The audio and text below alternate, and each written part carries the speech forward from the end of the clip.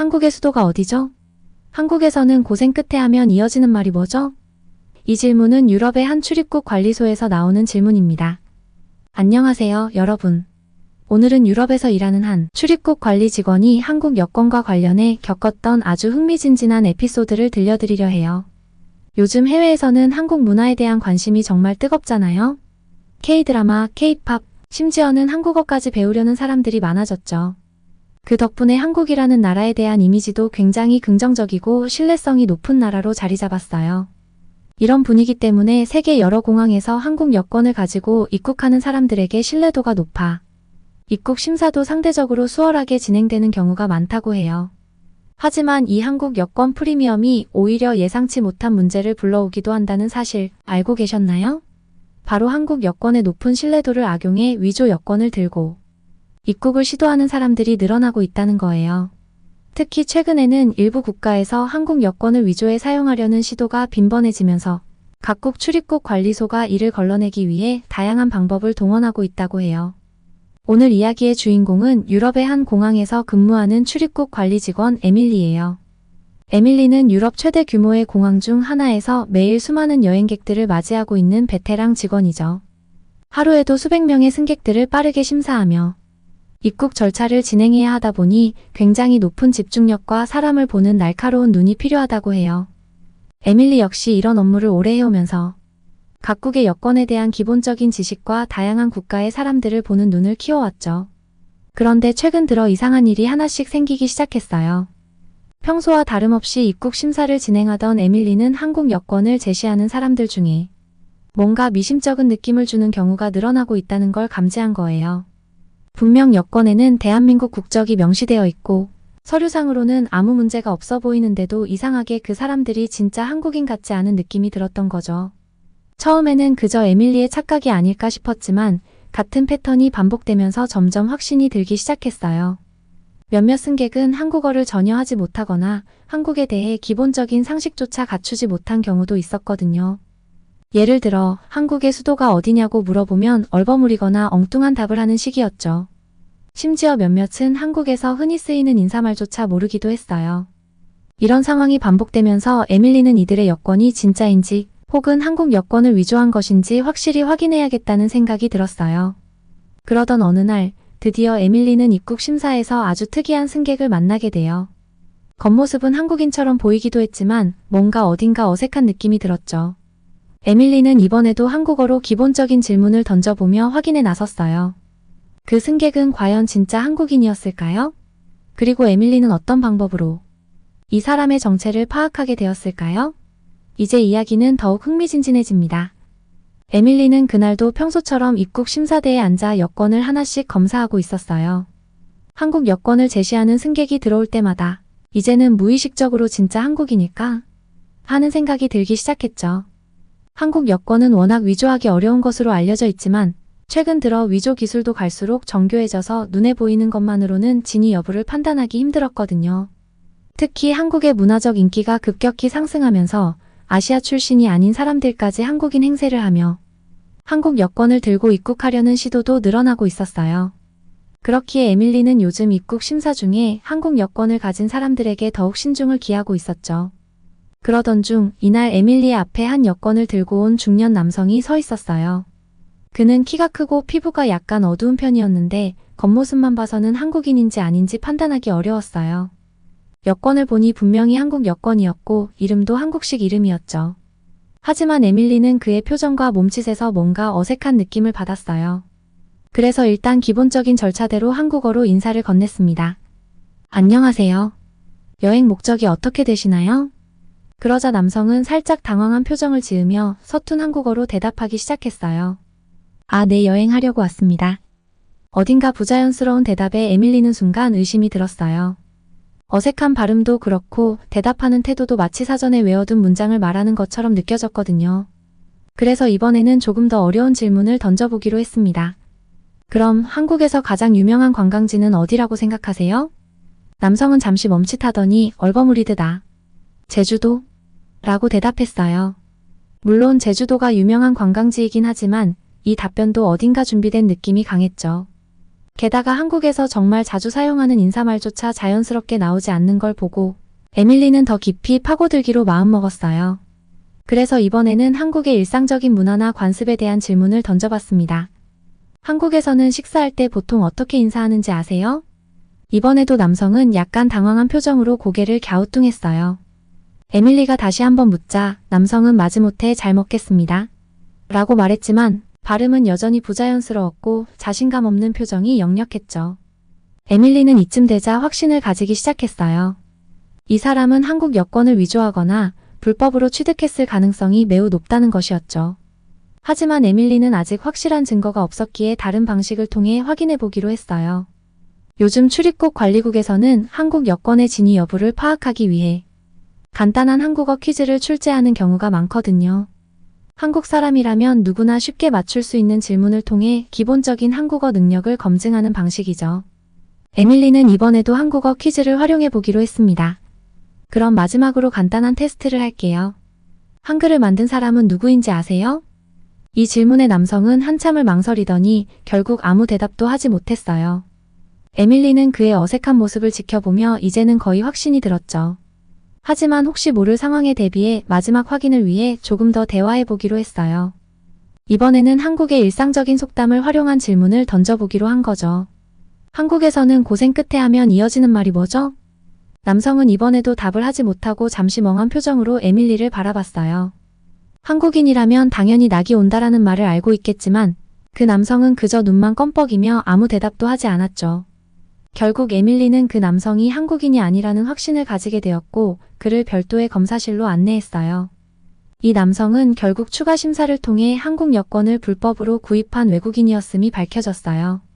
사실 이런 일이 벌어진 것은 한국 여권이 전 세계적으로 신뢰받고 있기 때문입니다.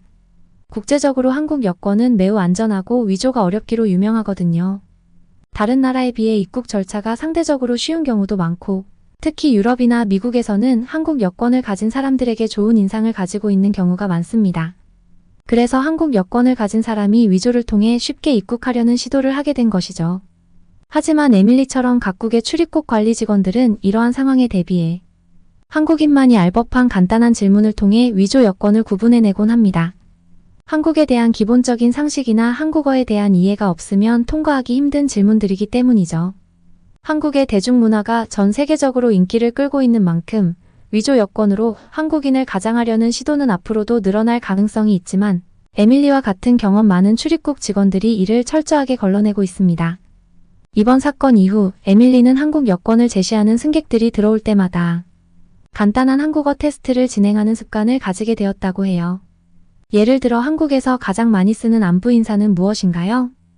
한국에서는 어른에게 술을 따를 때 어떻게 해야 하나요? 와 같은 질문을 통해 진짜 한국인인지 확인하는 거죠. 그날 이후 에밀리는 한국 여권을 가지고 입국하는 사람들에게 더욱 철저하게 확인 절차를 거치기 시작했어요. 물론 대부분은 진짜 한국인이 맞았지만 가끔씩 위조 여권을 가지고 입국을 시도하는 사람들이 끊이지 않았죠. 한국 문화가 전 세계적으로 유명해지고 한국 여권의 신뢰도가 높아지면서 위조 여권으로 불법 입국하려는 사람들도 꾸준히 늘어나는 추세였거든요. 한국은 비교적 안전하고 경제적으로도 안정적이기 때문에 많은 사람들이 한국인으로 신분을 속이고 입국을 시도하려 했던 거예요. 며칠 후 에밀리는 평소와 다름없이 업무를 보고 있었는데 이번에는 좀 특별한 상황이 벌어졌어요. 이번에도 한국 여권을 들고 온 한 여성이었는데 겉보기엔 전형적인 한국인의 모습이었어요.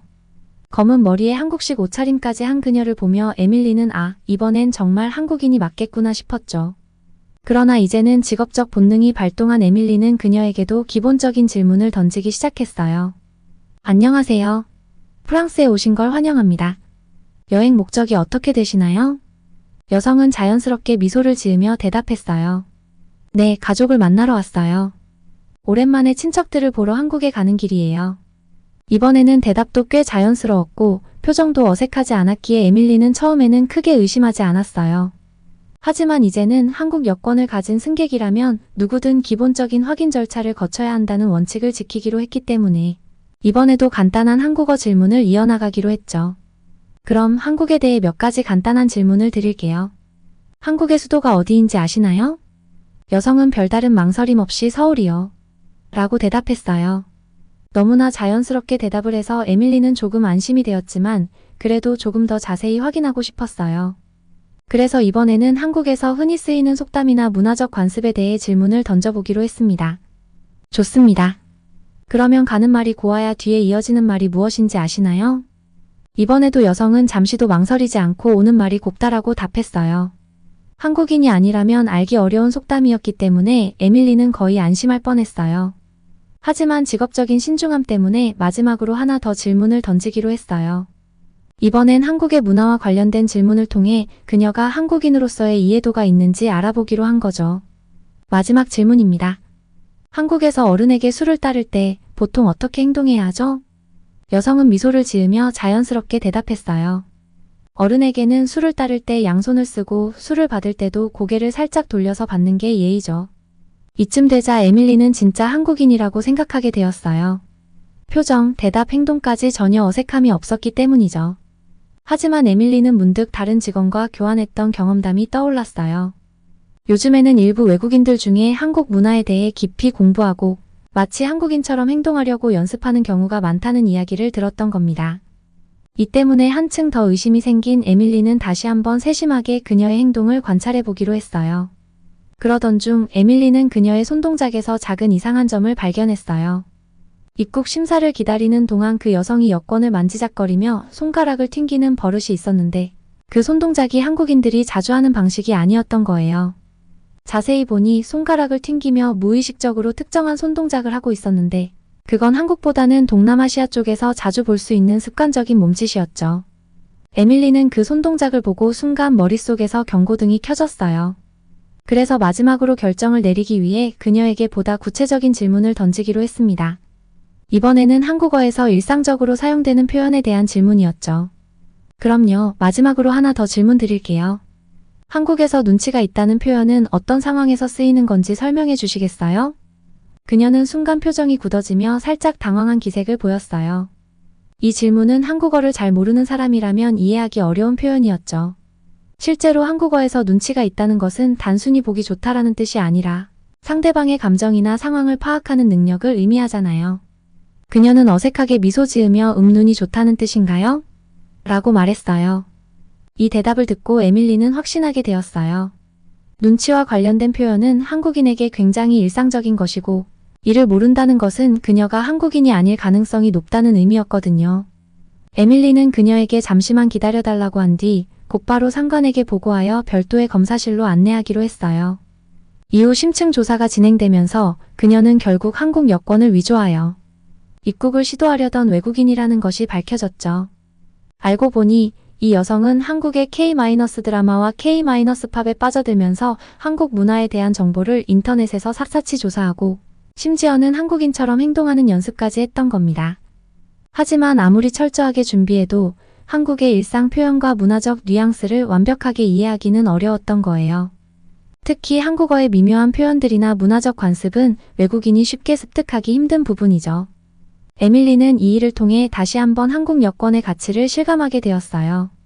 한국 여권은 높은 신뢰성을 가지고 있지만 그만큼 이를 악용하려는 사람들도 많다는 것을 깨달은 거죠. 이번 사건 이후 에밀리는 더욱 신중하게 입국 심사를 진행하며 한국 여권을 가진 승객들에게 세심한 관심을 기울이게 되었어요. 또한 출입국 관리소 내에서는 한국 여권을 들고 입국하려는 승객들 중 이상한 점이 감지될 경우 간단한 한국어 퀴즈나 문화에 대한 질문을 통해 진위 여부를 가려내는 것이 중요하다는 결론을 내렸습니다.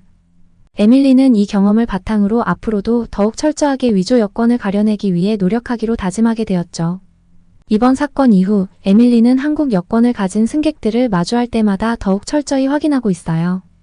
한국 여권의 신뢰성이 높은 만큼 이를 악용하려는 사람들이 많다는 것을 깨닫게 되었기 때문이죠. 그녀는 한국의 문화나 언어에 대한 이해가 깊지 않으면 쉽게 대답할 수 없는 질문을 몇 가지 준비해두고 미심쩍은 승객들에게 자연스럽게 물어보곤 했어요. 한국에서 가장 흔히 먹는 길거리 음식은 뭐죠? 라든지 설날에 한국 사람들은 어떤 전통을 지키나요? 같은 질문들이었죠. 한국인이라면 누구나 쉽게 답할 수 있는 질문들이지만 한국 문화를 겉핥기식으로 아는 사람에게는 의외로 어려운 질문이거든요. 이제는 같은 출입국 관리소에 있는 동료들도 에밀리의 방법을 배우기 시작했어요. 덕분에 여러 나라의 출입국 관리소에서 한국 여권을 가진 승객들에게 한국어와 문화, 퀴즈를 통해 간단한 진위 확인을 하는 방식이 점점 퍼져나가고 있다고 해요. 이런 시스템이 점점 강화되면서 위조 여권을 가지고 입국하려는 시도도 줄어들기 시작했죠. 에밀리는 이번 경험을 통해 한국에 대한 인식이 전 세계적으로 얼마나 긍정적이고 신뢰할 만한 수준에 이르렀는지 실감하게 되었어요. 한국 여권이 가진 위상이 높아진 것은 분명 자랑스러운 일이지만 그만큼 이를 악용하려는 사람도 늘어난다는 점에서 경각심을 가지게 된 것이죠. 그래서 에밀리는 오늘도 입국 심사대에서 작은 세부사항 하나라도 놓치지 않으려 노력하고 있어요. 그녀는 마음속으로 다짐했어요. 한국 여권을 가진 사람들은 진짜 한국인이라는 자부심을 느낄 수 있도록 내가 반드시 올바르게 확인하겠다. 마지막으로 에밀리는 출입국 관리 업무를 통해 배운 교훈을 전하고 싶어 했어요. 한국은 정말 자랑스러운 나라예요. 그리고 그런 한국의 신뢰와 이미지를 지키는 것도 우리 같은 출입국 관리 직원들의 역할이라고 생각해요. 한국 여권이 전 세계적으로 신뢰받는 만큼 그 가치를 제대로 지키는 것이 저의 임무라고 믿습니다. 그녀의 이러한 마음가짐은 동료들 사이에서도 존경을 받게 되었고 이후 출입국 관리소 내에서도 작은 영웅으로 불리기 시작했죠. 한국 여권을 둘러싼 에밀리의 이야기는 우리에게 많은 것을 시사해줍니다. 세계적으로 인정받는 한국의 위상 그리고 그 이미지를 지키기 위해 애쓰는 사람들의 노력이 바로 지금의 한국을 만들어가는 것이 아닐까요? 에밀리의 이야기처럼 한국을 사랑하고 한국을 지키려는 사람들의 노력은 앞으로도 계속될 것입니다. 오늘의 이야기가 재미있으셨다면 좋아요와 구독 잊지 마시고요. 다음에도 더 흥미로운 한국 이야기로 찾아오겠습니다. 감사합니다.